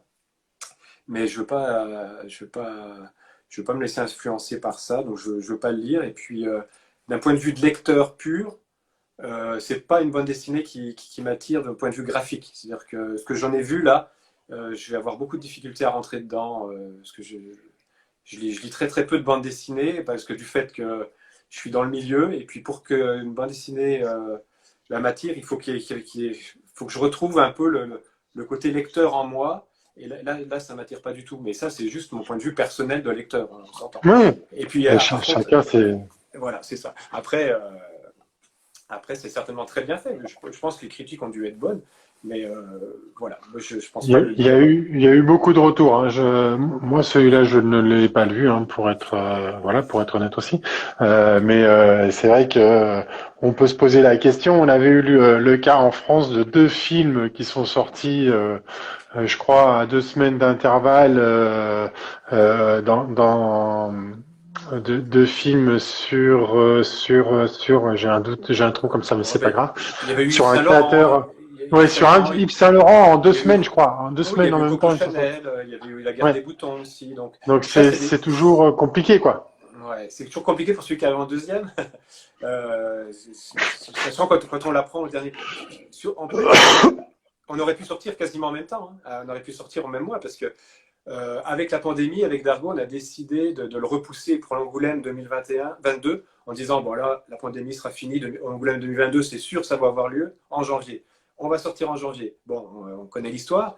Mais sinon, j'aurais pu le finir. Là, donc j'ai pris un peu plus de temps pour le finir en juillet, mais j'aurais pu le finir 3 mois avant, puis le sortir au mois de septembre à la rentrée littéraire, et on serait vraiment, vraiment sortis en même temps. Donc c'est vraiment un sacré concours de circonstances. Moi, les Autriches, je ne les connais pas, je ne les ai jamais rencontrés. En même temps, ça fait 3 ans que je ne suis pas sorti du Québec, donc, enfin du Canada en général, à cause de la pandémie. Donc si j'ai l'occasion de les croiser, ça va me faire plaisir de discuter avec elles, un peu de savoir comment elles, ça s'est passé pour qu'on ait ce croisement, cet alignement des planètes. Mais ultimement, ce que je dis, moi, c'est que ce qui est le plus important là-dedans, c'est que plus il y aura de créations qui vont parler de Stéphanie Sinclair, ou d'autres personnages comme ça un peu oubliés de l'histoire, comme Madame C.J. Walker, mieux ce sera parce qu'on va remettre comme ça des personnages au devant de la scène, des personnages qu'on a oubliés de la grande histoire, parce que c'était des femmes, parce que c'était des Afro-Américaines, et que ce sont souvent des hommes blancs qui écrivent l'histoire, donc on n'en parle pas. Et ça, c'est le plus important, au final, hein. Et s'il y a des livres ou des nouveaux livres qui sortent sur ce personnage, des séries, des films, eh bien, d'autres films, tant mieux, parce que ça va remettre l'histoire, enfin, reparler un petit peu de la vraie histoire, du vrai contexte historique, de choses qu'on a voulu mettre de côté parce qu'il ne fallait pas que parce que ça dire que des Blancs Qu'il y a des disent que des femmes. Afro-Américains réussissent, c'était pas du tout bon pour l'économie aux USA. Donc il fallait cacher tout ça, quoi. Voilà. Alors, C.J. Walker, hein, c'est la première femme millionnaire. C'était une Oui, femme d'affaires. c'est ça. Juste pour ceux qui ne connaissent pas ou qui n'avaient pas forcément l'information. Euh, Est-ce que, en dehors tu as dit qu'il y avait des versions en France, Belgique, qu'au Canada aussi ça sortait. Est-ce qu'il y a d'autres pays, aux États-Unis aussi, est-ce qu'il y a d'autres pays où tes Giant, Boot Black ont été traduits? Oui, Bull Black, Giant, je crois qu'on en a eu il me semble plus d'une douzaine de traductions. Donc Ah, c'est quand même. vraiment, ouais, ouais, c'est vraiment quelque chose qui marche très très bien. Et Wood Black a commencé sa carrière, parce que le tome 2 est sorti en pleine pandémie, donc c'était pas facile. Là, donc la version américaine pour le Canada anglophone et puis les États-Unis va sortir au mois de mai pour Wood Black. Il y a la version espagnole qui est déjà sortie de Wood Black, la version néerlandaise, et puis j'espère que les autres vont arriver, mais sinon Giant, lui, il était traduit en allemand, en croate, en danois, en chinois, en anglais, en espagnol, en En chinois. portugais. Ouais. Les droits ont été vendus. Il n'est pas encore sorti, mais les droits ont D'accord, été vendus. Parce d'accord. que tout ça, ça prend du temps. C'est en cours, Oui. Donc oui, oui, non, c'est très bien de savoir comme ça que son histoire sort des frontières déjà de l'Europe et puis peut être lue par un plus grand nombre. Est-ce que quand c'est vendu comme ça à l'étranger, est-ce que parfois on te demande de retravailler une couve, par exemple? Souvent, les couves à l'étranger n'ont pas forcément les mêmes couves. Je parle Par exemple, si je prends Betty Boop qui est sorti en France et qui a eu a une couve différente aux États-Unis quand elle est sortie aux États-Unis, c'était pas la même couve. Est-ce que tu as eu des demandes de ce style-là, toi, sur les éditions ou non, pas du tout, Non, on aucune. conserve? Non, aucune. Aucune. J'ai toujours. On m'envoie toujours le PDF de la version couverture et puis avec l'intérieur pour valider. Hmm. Mais on m'a jamais redemandé de redessiner quoi que ce soit. J'avais un petit peu demandé à mon éditeur à New York qui a acheté les droits pour les US s'il fallait que je redessine des choses par rapport à la nudité ou des trucs comme ça. Parce que je sais qu'il y a certains standards aux États-Unis. Mais comme c'est de la bande dessinée adulte, il n'y a eu aucun souci, il n'y a aucune censure, rien du tout. Et on m'a jamais redemandé de De redessiner quoi que revoir ce certaines soit. parties, quoi. Ouais. Non, tout à fait. Et souvent, ils gardent la couverture du tome 1 pour Giant et Woodblack comme couverture principale. Puis après, ils s'arrangent pour mettre la couverture du tome 2, soit entre les deux tomes, soit sur le plat arrière, ou des choses comme ça. D'accord. Euh, Est-ce que tu peux nous expliquer si tu as des rituels pour travailler, la façon dont tu travailles, où est-ce que tu travailles? Est-ce que tu peux nous en parler un petit peu, s'il te plaît? Eh bien, tu vois, je travaille de chez moi, là, tu vois, donc ça, c'est mon Ouais. atelier, voilà, T'as avec une ma grande. tablette graphique et puis mes personnages qui sont là, des ouvrages de référence à droite, à gauche. Et puis, je travaille 5 jours sur 7. Avant, je travaillais 7 jours sur 7, mais mes yeux tenaient plus le coup. Donc, j'ai réussi maintenant à faire une véritable coupure les fins de semaine, les samedis, dimanches. Donc, je travaille 9 heures par jour, de 8 heures à 5 heures à non-stop. En fait, je m'arrête pas, j'ai pas de pause pour le midi. Et puis, c'est comme ça 5 jours semaine. Et j'ai comment j'ai besoin de ce rythme-là de 9 heures de travail par jour pour pouvoir avancer parce que euh, c'est très chronophage, hein, la bande dessinée, ça prend beaucoup de temps, donc il faut vraiment que je sois concentré. Avant, il y a quelques années, j'avais lancé un atelier à Québec avec des auteurs que j'avais connus ici. Eux, ils sont toujours, mais moi, au bout de 4-5 ans, je suis revenu parce que le fait de travailler en groupe comme ça, ben, j'avais des difficultés à me concentrer. Et puis, il y avait le côté social où il fallait prendre. Alors, c'est sympa, il fallait prendre le café, discuter le midi en mangeant, mais moi, ça me coupait à chaque fois. Et puis, j'avais besoin vraiment d'être dans ma bulle. Donc, je suis revenu travailler chez moi. Donc là, maintenant, ça fait 5-6 ans que je travaille de nouveau chez moi.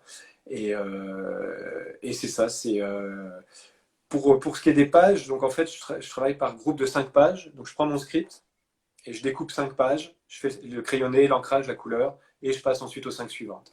Sachant que mon script, il est fait à l'avance. Par exemple, je terminais le tome 2 de Giant en 2018. En même temps, je bouclais le script complet de Woodblack. Et une fois que j'avais fait ça en 2018, et ben, c'est là que j'ai commencé à faire mes recherches pour le scénario de Woodblack, de Harlem. Oui, de Donc en Harlem. fait, pendant que je dessine, je m'alloue des moments où je finalise le scénario du prochain et même j'anticipe sur la recherche de l'histoire d'après encore.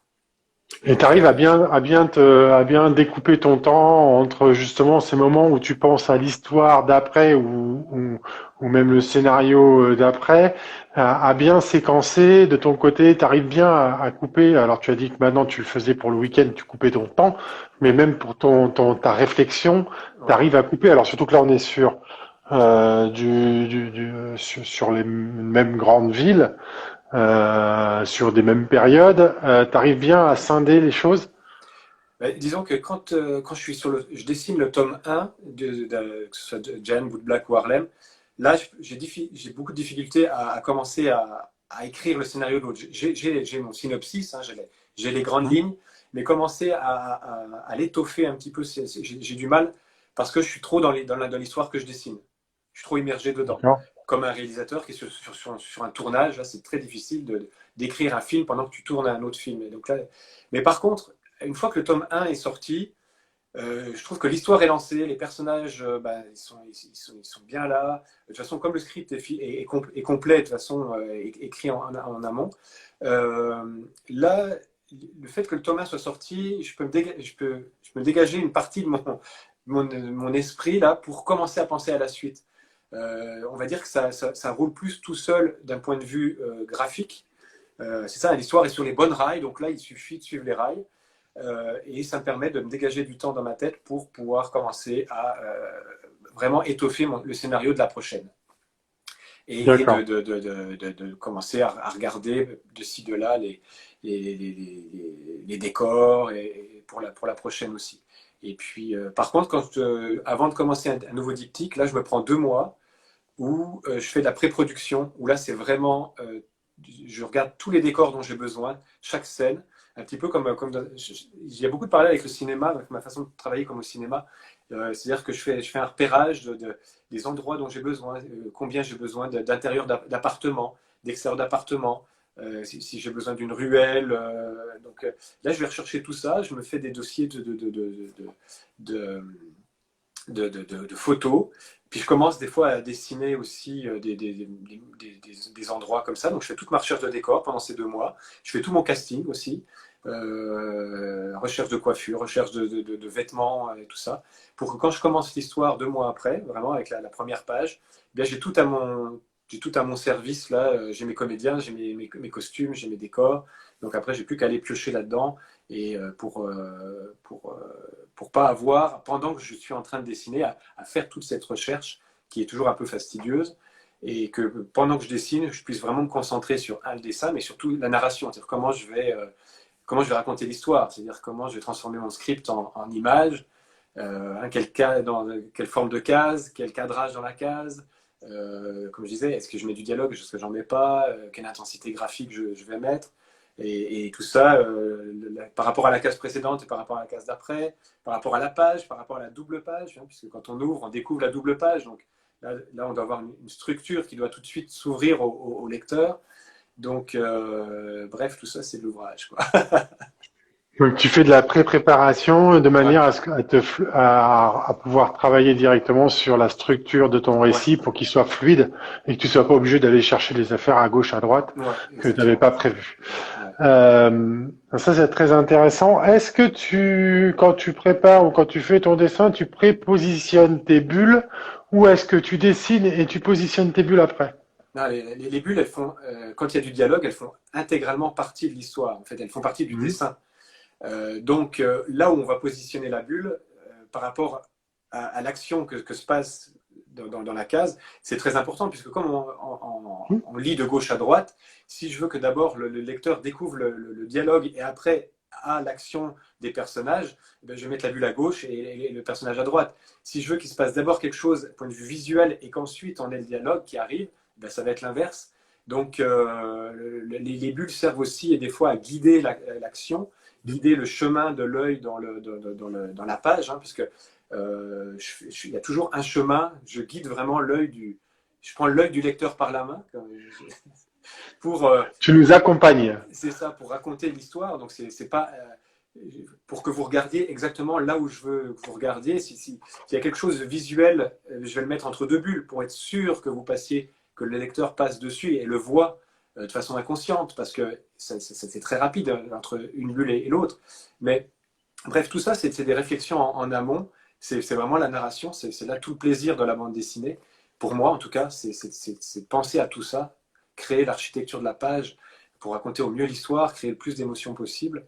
Et donc pour les bulles, oui, les bulles font partie intégrante du dessin, donc elles sont réfléchies dès le départ, oui. D'accord. Et du coup, tu dessines pas là où tu vas mettre la bulle. Enfin, ou du moins, Oui, tu t'arranges.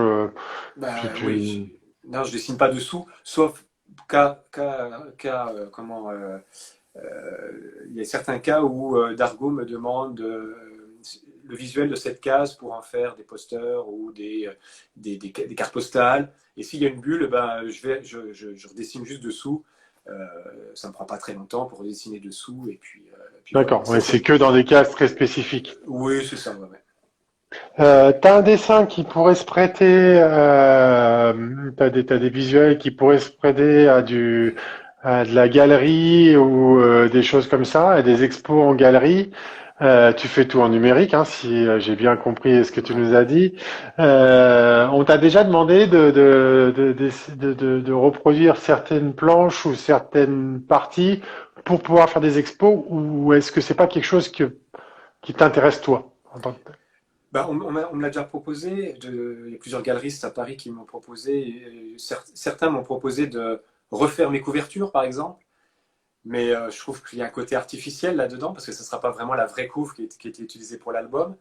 D'autres qui m'ont demandé de faire des illustrations. Je trouvais ça intéressant d'ailleurs, des illustrations, des petites scènes de vie sorties de mes histoires, donc dans les années 30, un petit peu comme j'ai fait à la fin de Boot Black, là où on voit Hmm. des petits serreurs de chaussures, donc des petites scénettes comme ça de la vie de tous les jours, mais qui ne sont pas forcément dans l'album, mais inspirées de l'album. Mais le problème, c'est que moi, je dessine depuis. J'ai fait mes 6 premiers albums, donc de 2000 à 2006. Voilà, des illustrations comme ça. Ouais. J'ai fait mes 6 premiers albums, je les ai fait en traditionnel, à ancrer. Et puis, quand je demandais l'avis à d'autres auteurs sur mon travail, ils disaient que j'étais un super mauvais encreur, mon ancrage était pourri. Donc, depuis, j'ai arrêté d'ancrer et j'ai fait ensuite, j'ai fait des bandes dessinées jeunesse, tout à la tablette graphique où, en fait, j'avais plus de contours noirs. C'était tout un modelage ou léger contour noir, mais c'était tout un modelage avec la couleur. Et donc, moi, j'ai appris avec la tablette graphique comme ça. Et quand, pour Promise, j'ai commencé finalement à m'attaquer à un dessin semi-réaliste ancré, parce que l'histoire demandait ce type-là ce style de graphisme, ben, je suis resté à la tablette graphique. Donc maintenant, moi, je suis très habitué à plus ou moins appuyer sur mon stylet pour plus ou moins foncer. Je me suis fait mes propres outils qui reproduisent des plumes, des pinceaux secs, des pinceaux trop humides.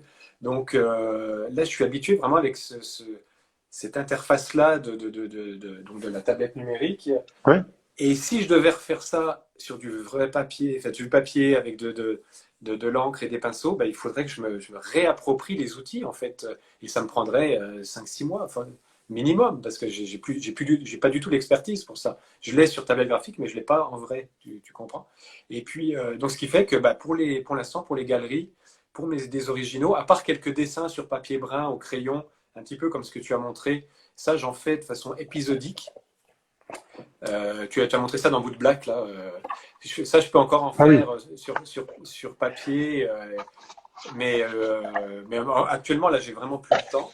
Et puis, bah, c'est Comme pas. ça. C'est ça, voilà. Ça j'en ai fait quelques-uns. Pour l'instant, j'en ai plus en banque. Il faudrait que j'en refasse. Mais c'est ça, j'ai plus le temps. Avec la pandémie, il y a d'autres problèmes qui se surajoutent. Et puis, par contre, ce qu'on va faire maintenant, c'est que je vais vendre mes œuvres en numérique sous forme de NFT, qui est un nouveau système de vente d'œuvres d'art en numérique. Et ça va être annoncé bientôt, où en plus, en achetant l'œuvre numérique, on recevra une impression de qualité, avec une encre de qualité, pour pouvoir avoir quelque chose de physique quand même à encadrer. Ça sera annoncé C'est bien ça. bientôt. Oui, on va en faire l'annonce bientôt avec Dargo et Média Participation. Donc ça va permettre comme ça pour les gens qui aiment mon travail et qui voudraient avoir des planches originales, eh bien ils auront le fichier original. Donc c'est un vrai investissement. On le voit aux États-Unis, c'est en train de partir C'est en en train fou, hein, d'exploser, oui, oui, c'est en oui, train ça. d'exploser.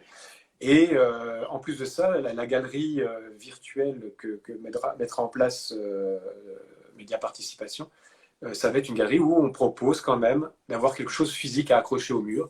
Donc une belle impression, beau papier, belle encre, qui pourra, comme ça sera gagnant-gagnant en C'est fait.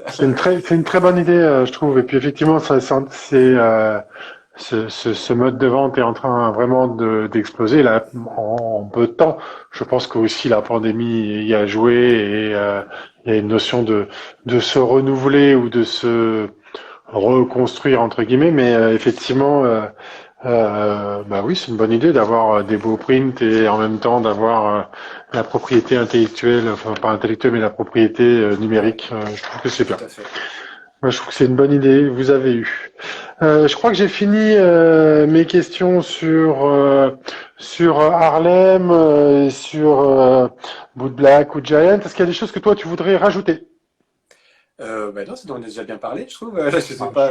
ouais, je trouve qu'on a, Euh, on a- ouais, donc tout ça pour dire que le tome 2 est bien avancé.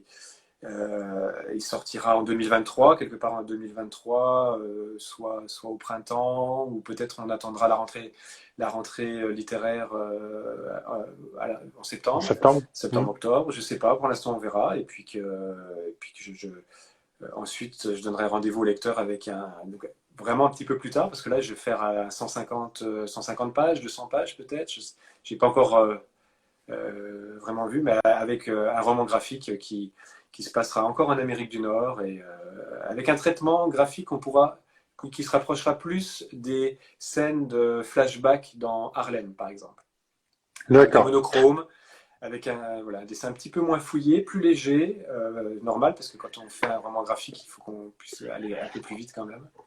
Mais, voilà un petit peu ce qu'il en est. Et puis sinon, si tu as des questions, s'il reste des questions Alors, via Insta. il y a une question qui a été posée, c'est pour l'intégrale luxe, pourquoi noir et blanc et non couleur? Alors, je crois avoir la réponse, mais vas-y. Parce Tu as que parlé tout à l'heure de l'intégrale. parce que bon, déjà, l'album chez Dargaud est en couleur. Donc là, c'est pour faire quelque chose de luxe, c'est pour apporter autre chose. Et puis, c'est aussi, c'est les éditeurs de tirage de luxe qui approchent les éditeurs pour acheter les licences et faire des choses qu'ils aiment bien. Et moi, je sais que mon ancrage plaît à plusieurs éditeurs de luxe. Donc, ils veulent se dégager vraiment de la couleur pour mettre en avant le travail d'ancrage. Et c'est vraiment pour ça que ça sera en noir et blanc. Je ne parle même pas de niveau de gris, hein, ça sera vraiment en noir et blanc. Pour montrer tout le travail de l'ancrage qu'il y a derrière, les coups de pinceau, enfin pinceau virtuel, mais les coups de pinceau quand même, tous les petits défauts, les petits traits tremblotants. Et quand le format est un petit peu plus grand et juste en noir et blanc, on le voit Ouais. on Et peut la plus maison apprécier le d'édition, travail. hein, c'est Black and White, hein, c'est ça? C'est ça, oui, oui. Ouais, donc ils sont spécialisés, pour Dans, compléter la réponse, ils sont spécialisés dans le dessin de luxe, enfin sur les tirages de luxe en noir et blanc, c'est ça, donc black and white. Donc voilà, et c'est eux c'est ça. qui ont approché. Et donc tu disais tout à l'heure que ça s'approchera du coup un peu plus de ce traitement-là pour ton Voilà. roman graphique. Il est signé? Non, non, non, mais c'est ce que qu'on disait tout à l'heure. L'avantage de travailler avec Dargo puis d'être bien avec ses éditeurs, bah, c'est que on en parle et puis c'est déjà bien avancé. Le synopsis est validé, donc maintenant il faut avancer sur le scénario. C'est pas encore signé, mais je veux dire, Ouais, c'est c'est pas sur un de bonnes gage. rails, quoi, voilà. Oui, oui, oui, il y a pas de souci, hein. C'est pas un dossier que tu vas être obligé de tout représenter. Vous avez déjà bien avancé sur le dossier, quoi. C'est pas Oui, oui, oui, comme quand on c'est commence, qu'on veut avoir un nouveau éditeur. c'est ça. Euh, Moi, j'en ai terminé sur l'ensemble de mes questions. Je termine toujours par la question traditionnelle qui est quelle est ta dernière lecture graphique, mais qui t'a réellement plu? Elle n'est pas obligée d'être récente. C'est qu'est-ce qui t'a vraiment Ouais. alors touché? On en a discuté un petit peu au téléphone, mais euh, voilà, qu'est-ce qui t'a plu ou qui t'a Ouais. marqué ou qui t'a Bah, voilà. Et si tu l'as, c'est très bien parce que ouais, je sais. alors pour être honnête, c'est ça, c'est que des bandes dessinées, comme je disais tout à l'heure, j'en lis de moins en moins parce que moi je progresse et donc dès que je vois qu'il y a narrativement, enfin au niveau de la narration ça fonctionne pas, je sais que je vais pas embarquer. Donc il faut que quand une BD me marque, il faut que j'embarque comme tout lecteur et que j'oublie moi de décortiquer un petit peu toute la narration qui se cache derrière. Et donc c'est pour ça que c'est jamais évident. Et quand tu m'as demandé, effectivement, il y en a deux qui me sont venus tout de suite à l'esprit. C'est vrai que ça ne date pas d'hier. En fait, c'est Malgré tout de Jordi Lafèvre et puis New York Cannibal de Bouc et Charine. Donc New York Cannibal. Donc New York Cannibal, tu vas faire plaisir Et à malgré tout. Claire. Qui travaille avec nous parce qu'elle adore Ouais. la première partie et la deuxième partie. Et malgré Ça, tout, c'était une deuxième Jordi partie. a aussi un style très particulier, effectivement, Parce que qui marche bien. ce que Jordi a fait, moi, c'est que c'est une histoire, c'est une histoire d'amour classique, on va dire, mais la structure d'histoire à rebours qu'il a amené fait tout l'intérêt de l'histoire. Et c'est une histoire pleine d'optimisme que j'ai lu en pleine pandémie. Donc ça a renforcé le côté oh, c'était une histoire légère qui faisait du bien. C'était vraiment une feel good Ouais, histoire. c'est un feel good, ouais, c'est vraiment C'est une feel ça. good histoire. Et ça m'a fait du bien. Et vraiment, j'ai écrit à Jordi pour lui dire, Jordi Lafèvre, pour lui dire bravo parce que la structure d'histoire, c'était tout bête, mais il fallait y penser et ça amène tout la petite twist qui fait que c'est une histoire vraiment que tu gardes en tête par rapport à une histoire d'amour qu'on a pu raconter, qui est plus classique, qu'on a raconté dans le vrai sens chronologique. Puis quand tu as New York Cannibal, moi, à chaque fois, l'histoire est dure, hein, on s'entend, mais des livres comme ça de Book, de François Book, tout ce qu'il a fait avec les premiers Bouncer chez Glénat, ou ce qu'il fait chez Signé, la collection Signé avec Charine, Bouche du Diable, ou effectivement la première partie qui s'appelait Little Tulip. Au niveau narration, moi j'apprends des choses énormes sur la gestion de l'ellipse. Hein. La bande dessinée, c'est l'art de l'ellipse. Et je trouve que, bon, en plus d'être un encreur, très très bon encreur, Book, il a cette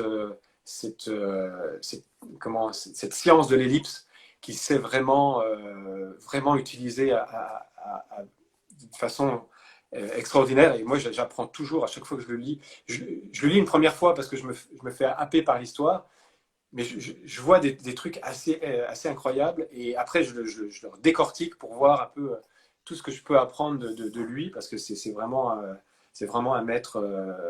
Et lui, ou comme Emmanuel Lepage aussi, qui est un copain, mais que j'aime beaucoup ce qu'il fait. Mais là, j'ai pas d'album récent de lui, parce qu'il n'en a pas sorti récemment.